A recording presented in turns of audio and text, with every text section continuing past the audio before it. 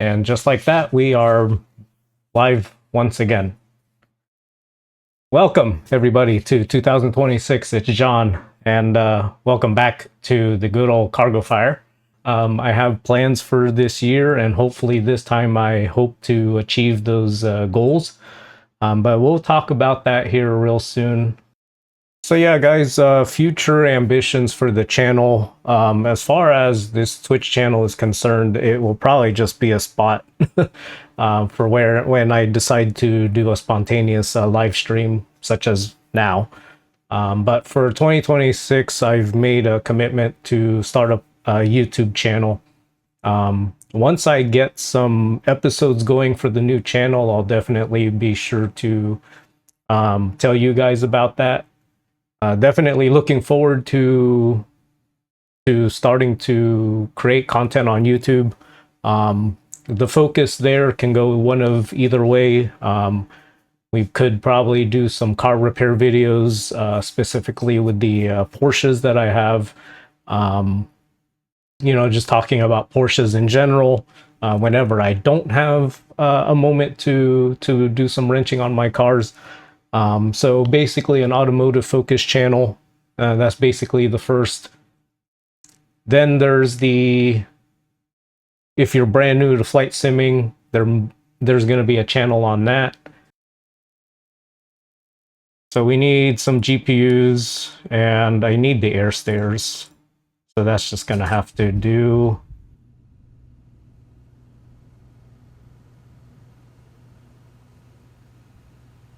All right, we got the air stairs. They can walk onto the tarmac there. So battery switches, emergency exit lights, ground power. Very good. Landing altitude, we'll leave that alone for right now. The anti-collision, we're not going to deal with that just yet. Because I think when we do anti-collision, that basically signals that we're doing gate departure. So let's go ahead and begin the alignment.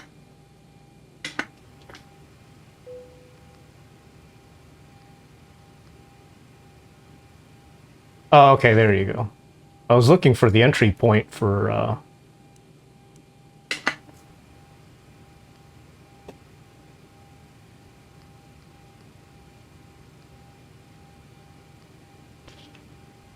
So the way that this goes is Macus to Quebec 124 to Sloan.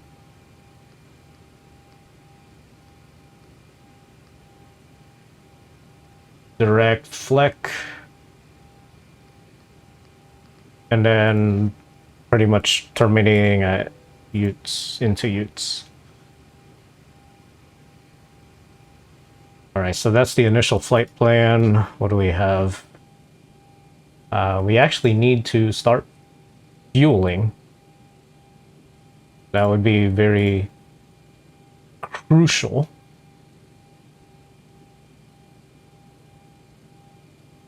Payload is going to be 35,000. Just give me the total, please. 35,650.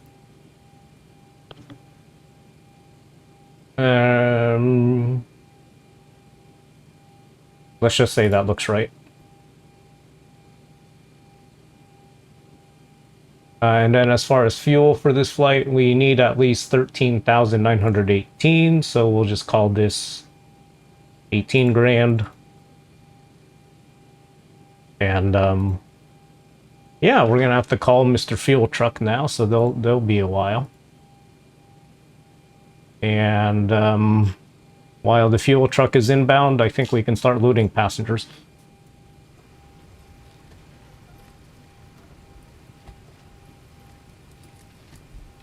All right, so reviewing the procedure here, basically for this departure.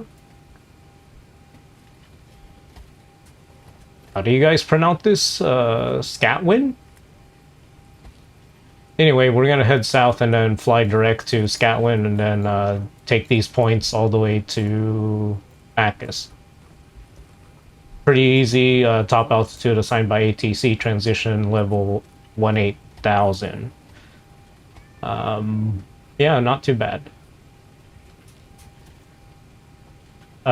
Utes 1. Again, pretty simple, straightforward. Basically, we have to fly to downwind and then basically do all that. Okay, well, no, not too bad. If we're here, basically what we gotta do is push back Charlie, or hold Charlie, Bravo 1, Alpha 3. Okay. Pretty easy. Sacramento, winds 190, 13 gusting 21. Scattered clouds 30,500, 6,500, temperature 162.09er. The altimeter 2980. Ground to cockpit. Plan acknowledged. Call me through the menu when you're ready.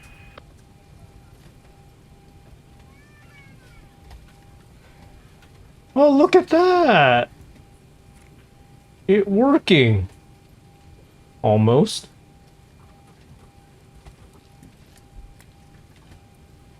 Cool.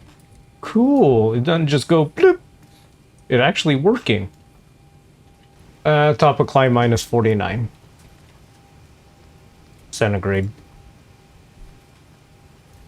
Reserves are going to be at 3, and the cost index is going to be 51. Taking off from 17 left on this. All right, we got the fuel. I think we got the passengers now, so get them to shut up and take their seats so I can get rid of the air stare.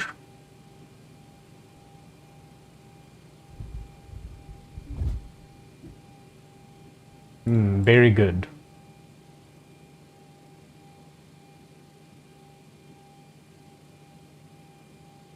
Yes, very good. Flight attendants prepare for departure, cross-check and all call, thank you.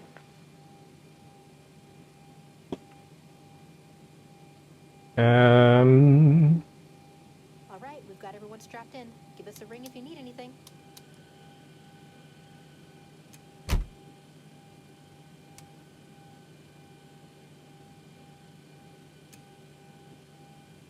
All right.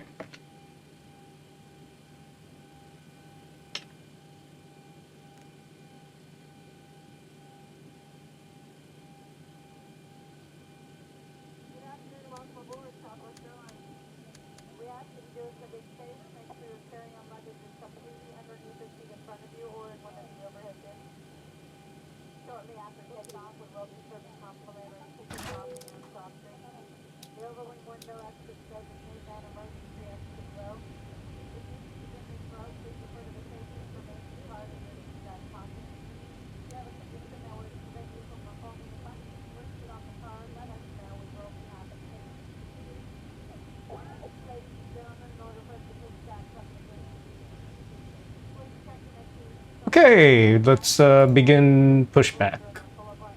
Ground to cockpit. Toes driving up.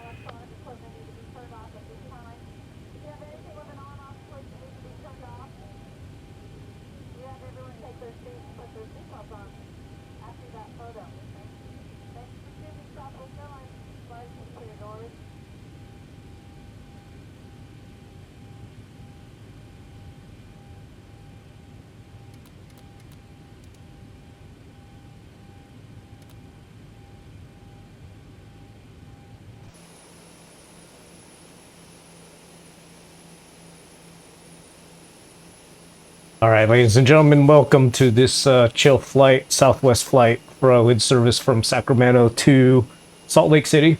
Total flight time in the air should be just a little over an hour. Doors and hatches are closed, ready to connect. With about a half-hour descent.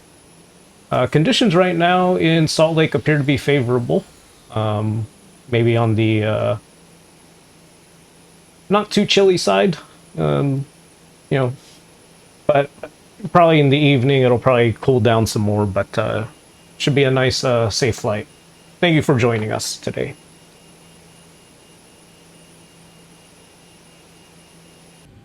Starting pushback, you may start your engines.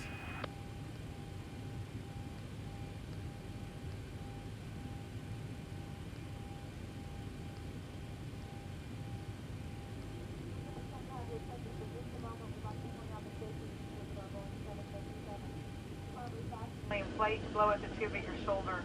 Once again, please check to make sure your seatbelts are securely fastened. Seatbacks and tray tables are in their full upright and locked position.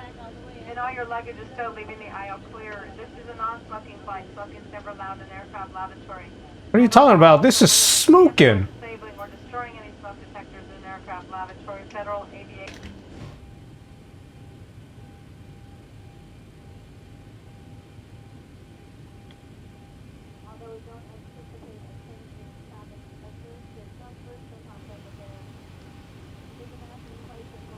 Operation complete. Set parking brake.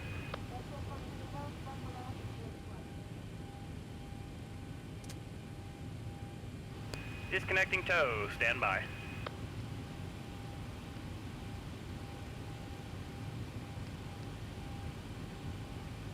Trim should be set to 5.5. Okay, not too bad. Let's go ahead and start her up.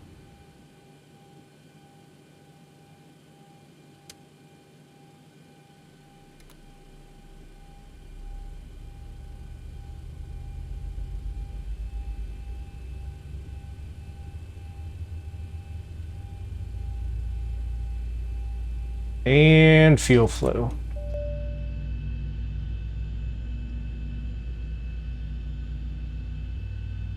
Tow has been disconnected. Bypass bin has been removed. Hand signal on the right. See you next time. Have a safe flight.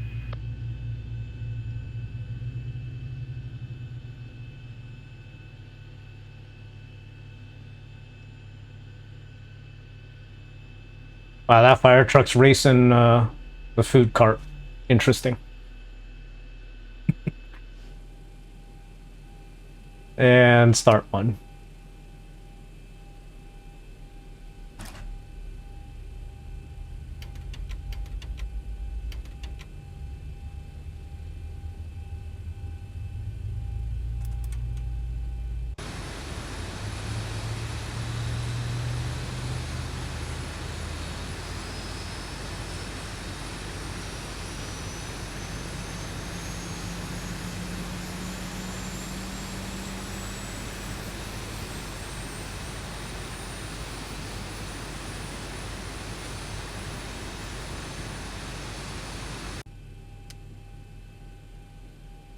All right, cool. We got a good start on one.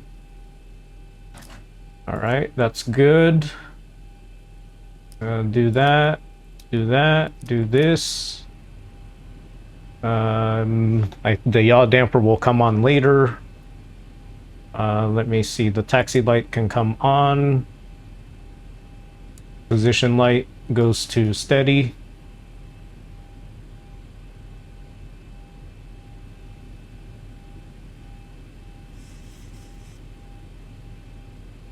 And then, where's my flight control page?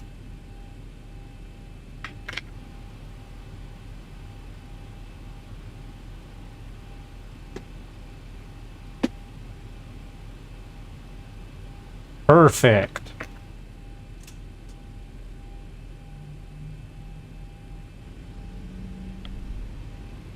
Those sound like fun.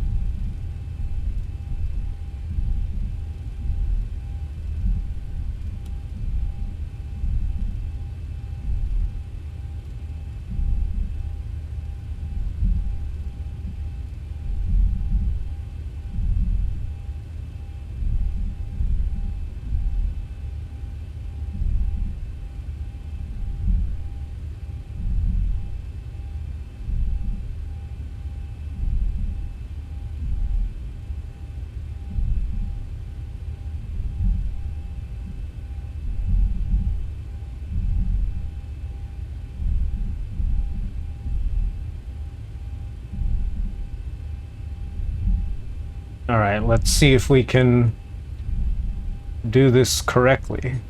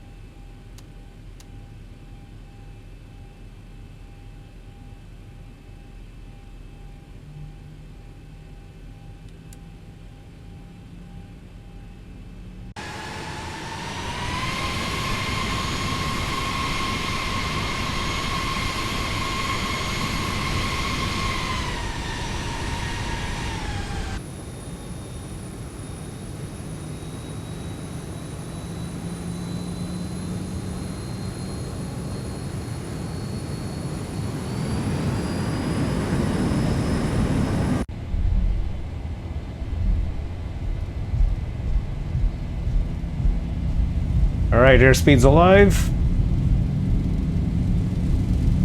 80 knots. Checked.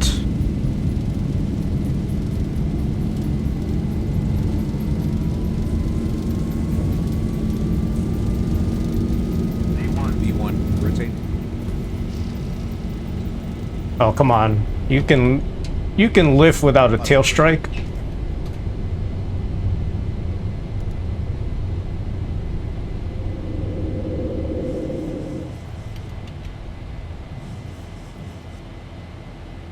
All right, above 540. I want to hand fly this a little bit.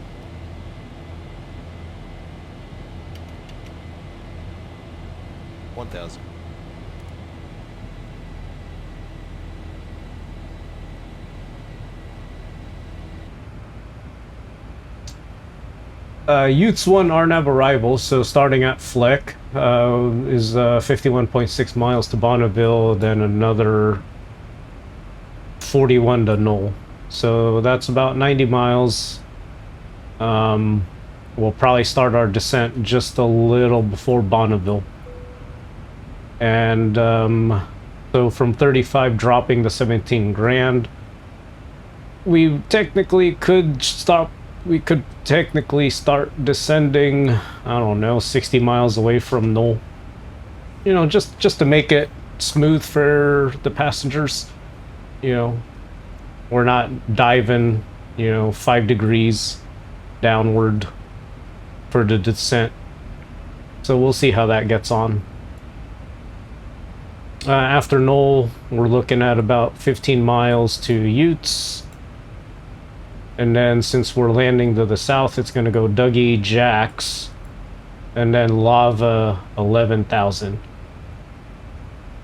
So from this point, from Knoll all the way to Lava, we're looking at about, oh, I'd say, just rough estimate here, 30 miles. So that gives us plenty of time to descend from 17 to 11.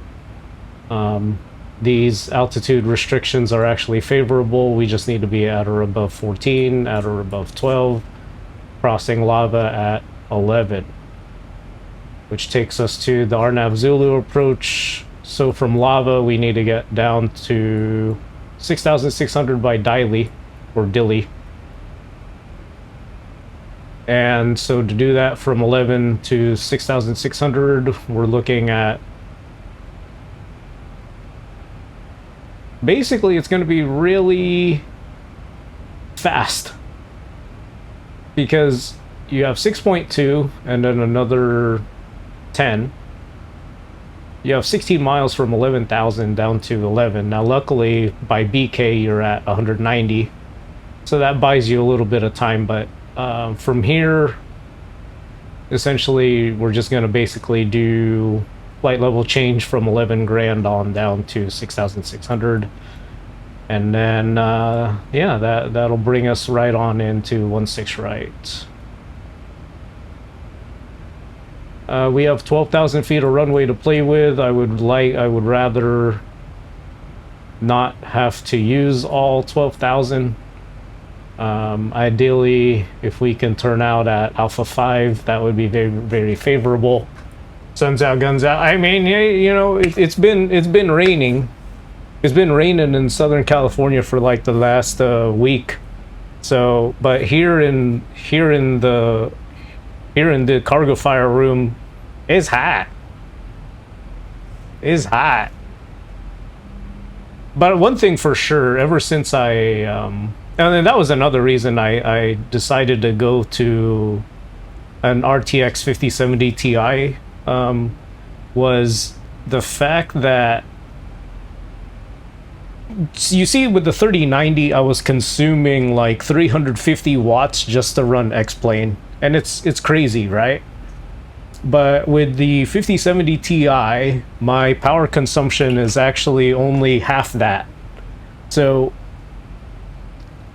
you know, those are numbers that I like,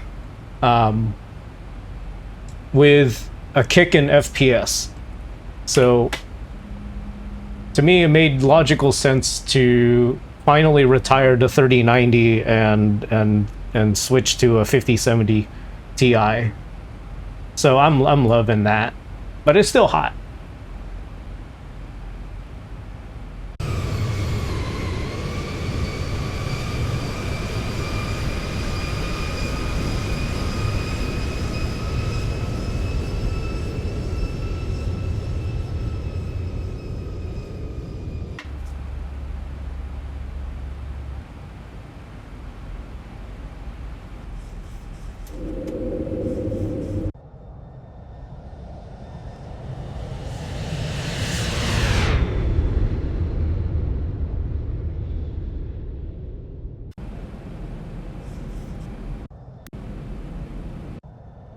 Oh wow, look at that.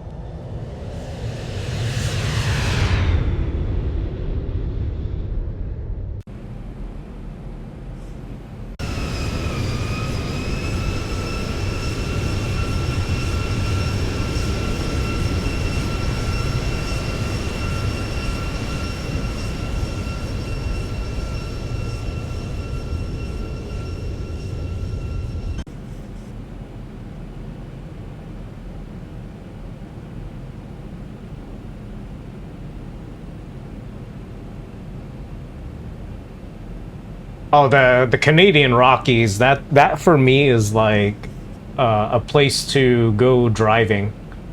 I heard Alberta has like some of the best road driving on this continent. I still think like Europe has the best driving routes, but I'll take Canada. Take Canada for sure. All right, let's see if we can go VOR Loc.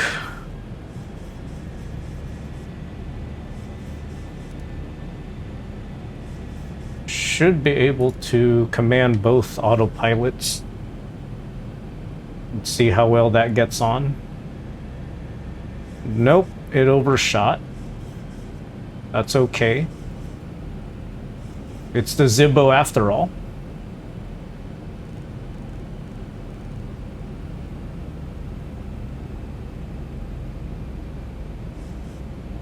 Let's see, where are we? We are at flaps 5.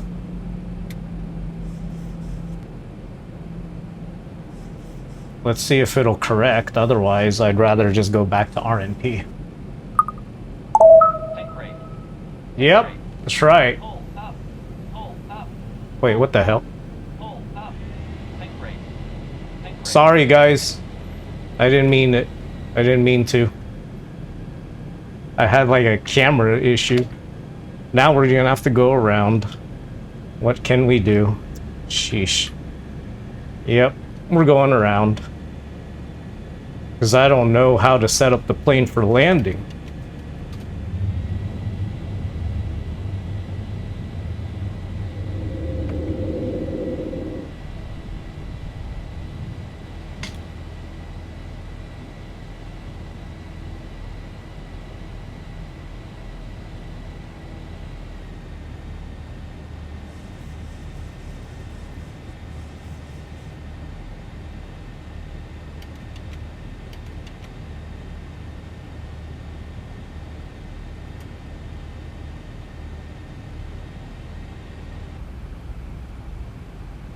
All right, let's see if we can correct. I'm pretty confident we've corrected the problem. I just have to hand fly the whole gosh darn approach now.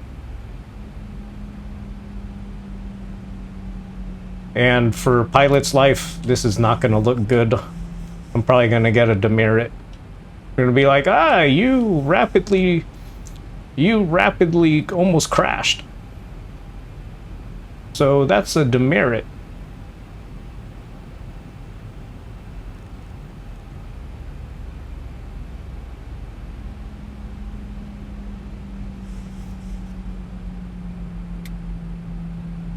Come on, we can bring it back.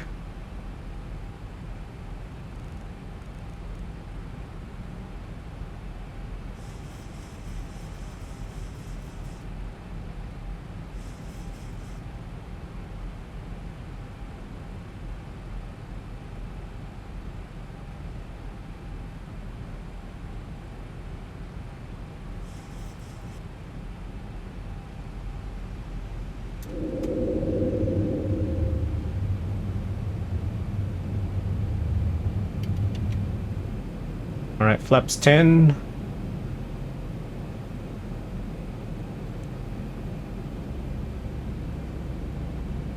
We're under the glide. Let me try and recover that. And then also too, ladies and gentlemen, the other thing I forgot is when you go from like flaps 10 to 15, there's like a dramatic change in pitch. And then you gotta like account for that right away, because if you don't, then bad things start to happen, which is exactly what happened over there.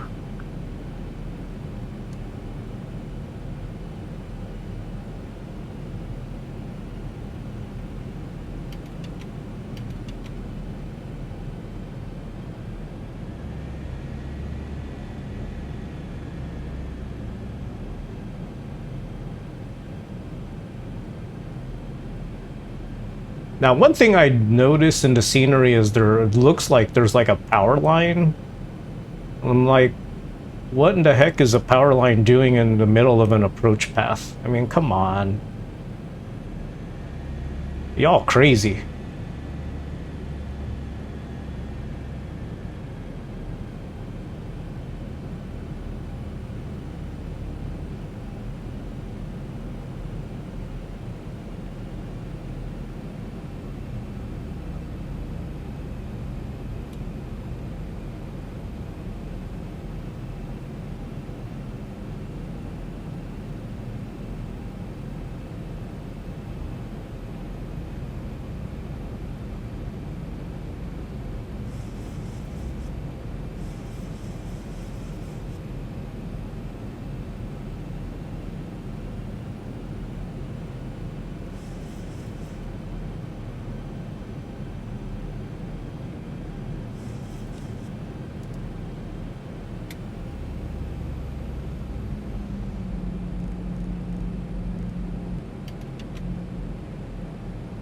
Alright, we're 5 miles away, so I might as well start preparing for our final approach speed.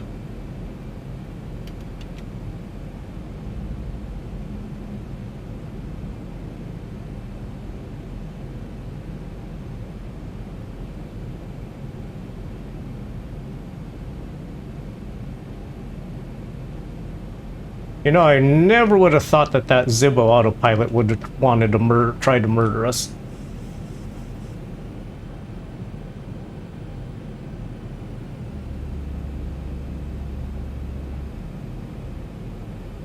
That power line, though, like, is really throwing me off.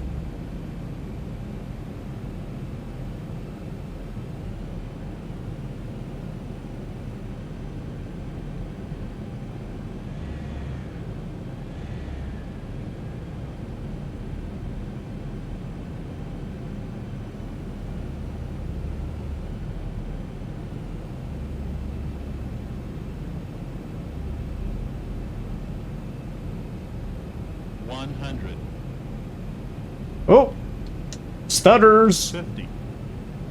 Who would have thought? 10.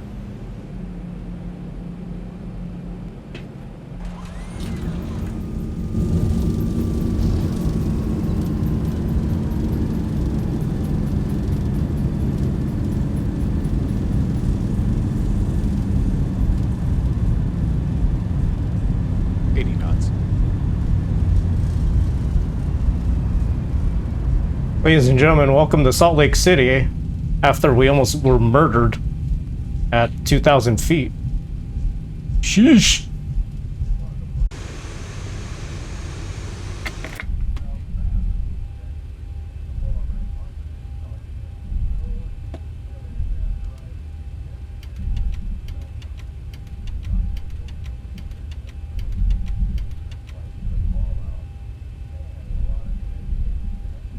And I got what I wanted. We exited off at Alpha 5. Perfect. That's what we like to see.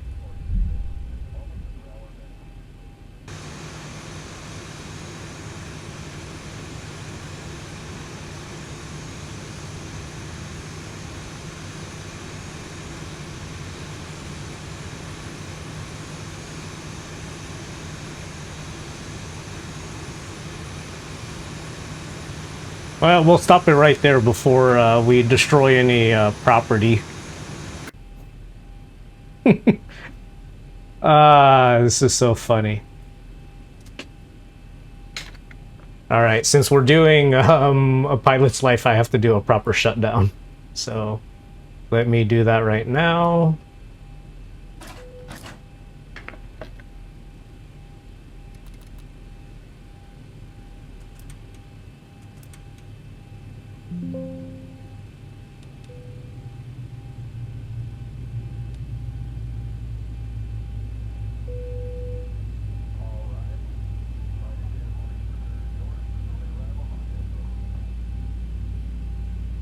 Alright, well, I'll tell you guys in a minute how that flight went. Probably got a bunch of demerit, but that's okay.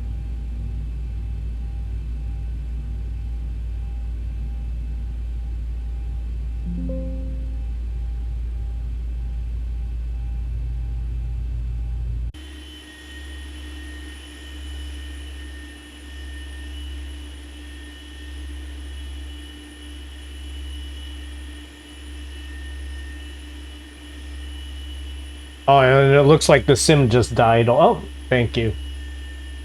I was convinced that the sim just died right there.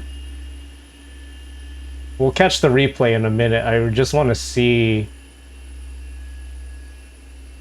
how much XP we got for that flight.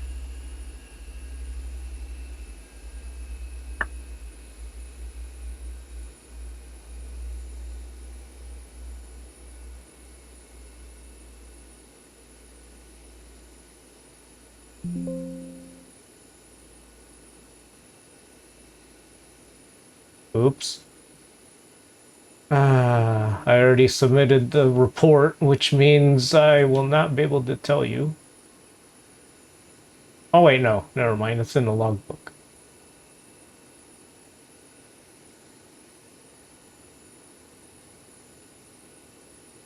We scored 95 on that flight. Let's see. We got a demerit for we got a demerit for taxiing past 30 knots. And then we got another demerit for our approach speed exceeding 200 knots. But our landing rate, as calculated by a pilot's life, was minus 105. And the G-force was 0.88. So that's pretty good, considering the circumstances. Nice, nice.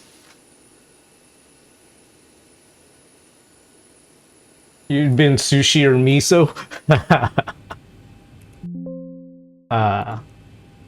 Let's check this replay real quick, and then we'll bounce, because I gotta get to the gym.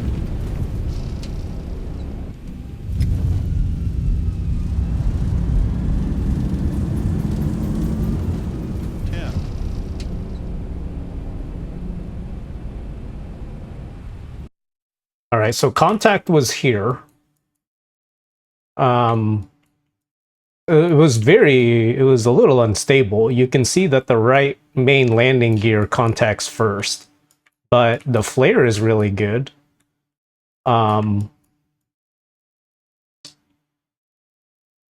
Now, the bad news is this line right here shows us if we exceeded this, then that really should have been a go-around.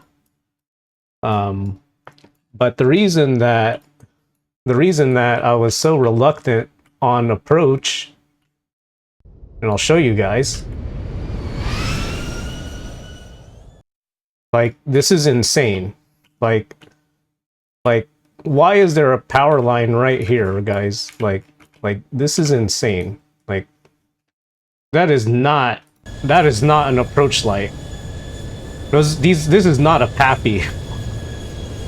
This is an electric power frickin' line.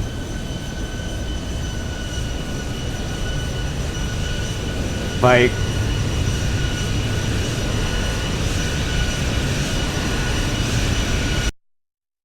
look at that. There's not a lot of breathing room for you. There's not a lot of breathing room between this power line and your plane. Like, what are you supposed to do here, man? Just plow right on through?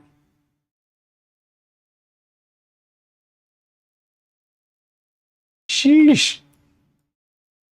That's crazy. Look, I'll give you another angle. Like that is not right. That is not right.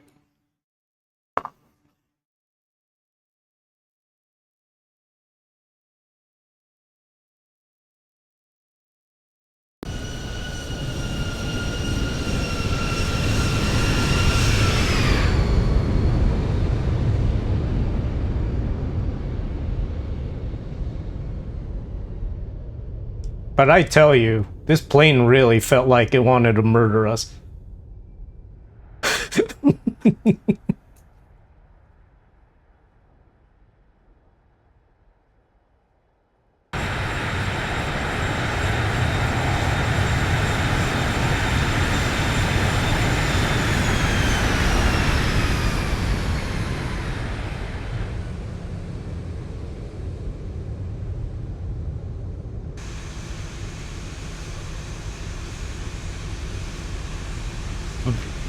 But the Zibo strikes again. It really wanted to murder us.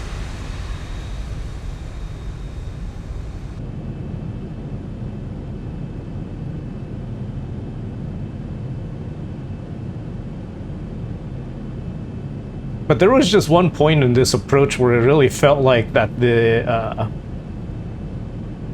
airplane felt like rope in the wind. Like, it wants to go one way, and then I gotta counter it, and then it like goes off into Albuquerque, and I'm just like, come on, dude.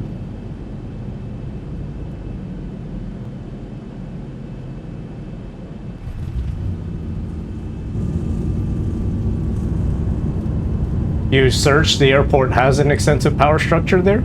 Huh.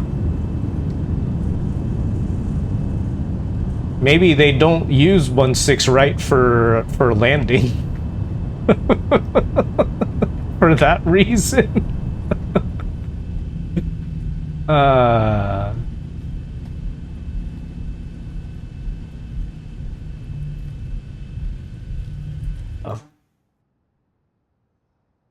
It was on point.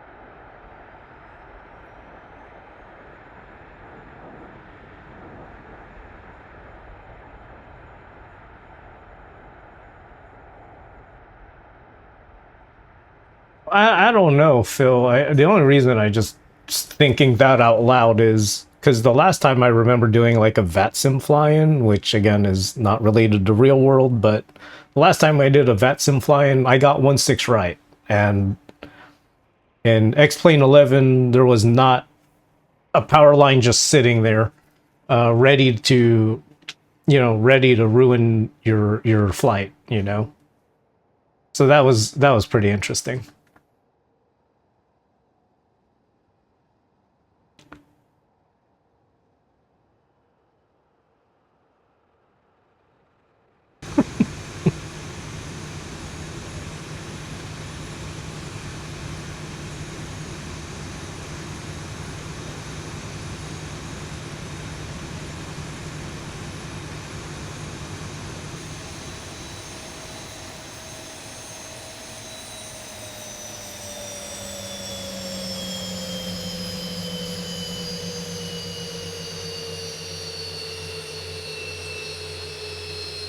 All right, guys, that's the show. It was great to see you guys again, especially to start off 2026 with you guys. DigiDriver, thank you so much for coming tonight.